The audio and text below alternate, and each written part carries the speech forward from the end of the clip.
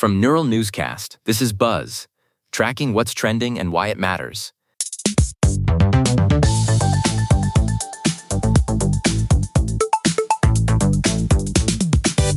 Checking the pulse of the internet, I'm Lila Grant. And I am Jonah Klein. You're listening to Buzz, where we decode the digital noise. Jonah, I feel like I woke up in a different era today. My feed is a mix of high-stakes Vatican politics and desert rave vibes. It's a bizarre overlap, Leela. We've got the Pope trending right alongside Coachella setlists. It's definitely a unique Monday morning on X. Let's start with the heavy hitter. Pope Leo XIV is the absolute center of the conversation after some massive statements regarding the Iran war and mass deportation.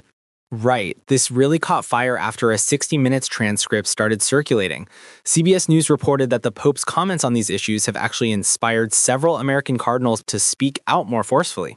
But of course, that kind of moral stance in 2026 isn't going to go without a rebuttal. CNN is reporting that Donald Trump has already come out with some pretty sharp criticism of Pope Leo.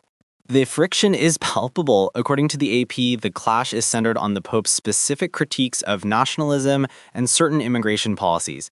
It's creating this massive rift on social media where religious discourse is colliding head-on with campaign trail rhetoric. It's interesting because the Pope isn't just making headlines for his words, but for the movement he's seemingly leading. Jonah, I'm seeing people who haven't posted about faith in years suddenly sharing clips of this interview. Exactly. It's becoming a main character moment for the papacy. When the head of the Catholic Church weighs in on something as volatile as a potential war with Iran or the ethics of deportation, the internet doesn't just watch, it debates. And that debate is leading into our next big trend.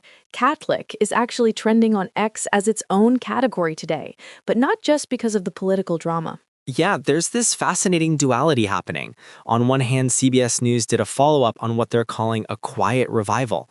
They're seeing a surprising rise in Catholic conversions in the United States, which is kind of a wild stat for the digital age. But then you look at the global reality. USA Today is reporting a much grimmer story out of Cuba. The church there is warning about a total humanitarian collapse due to a severe fuel crisis. It's a stark contrast, Lila. You have this aesthetic and intellectual revival happening in the West, while the actual institution is on the ground in Cuba, according to the BBC, trying to navigate a literal breakdown of society. It really highlights that the church isn't just a symbol. It's a massive logistical entity dealing with real-world crises.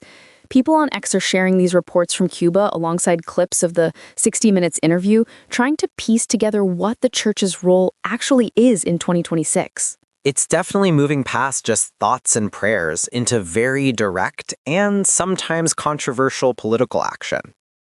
Well, from the pews to the polo fields, let's talk about a different kind of worship.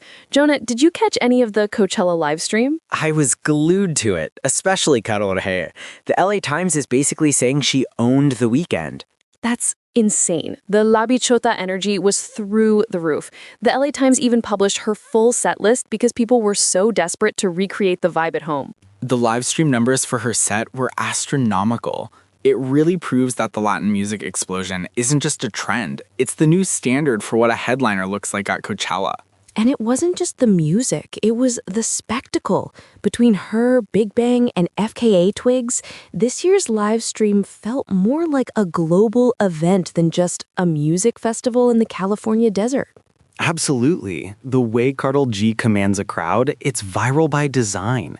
Every song felt like it was tailored for a 10-second clip that would dominate your feed for the next week. It's that Monday motivation people are looking for. Even though the hashtag Monday motivation is pretty generic, the actual content under it today is just people posting clips of Karol G's performance to get through their morning. I'll take a high-energy reggaeton set over a good Monday graphic any day, Lila. Amen to that, Jana. It's been a morning of massive shifts, from the Pope challenging world leaders to Karol G challenging the limits of a festival stage. The internet definitely isn't bored today. We're seeing institutions we thought we knew, like the church, and icons we're just beginning to see the full power of, like Karol G, both taking up equal space. It's a lot to process, but that's why we're here. That's the roundup for this morning. I'm Lila Grant. And I am Jonah Klein. Thanks for vibing with us on Buzz. Neural Newscast is AI-assisted, human-reviewed. View our AI transparency policy at neuralnewscast.com. Check out buzz.neuralnewscast.com for more. This has been Buzz on Neural Newscast, tracking what's trending and why it matters.